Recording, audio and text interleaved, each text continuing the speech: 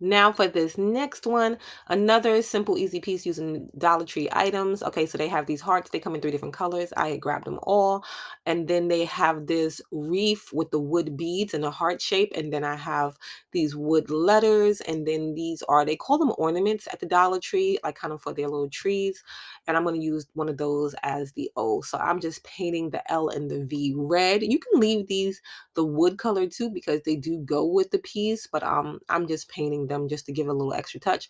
I'm taking off the string that was on there, and I found these square beads at the Dollar Tree in the craft section. So I'm taking those, and then I'm going to secure it in the back, and then it just has a different little hang.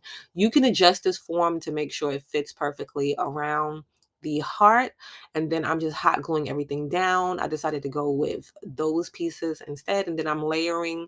So then now you have the love, you have the square beads, you have the form on top, and I just think it's a cute piece of Valentine's decor using all Dollar Tree items.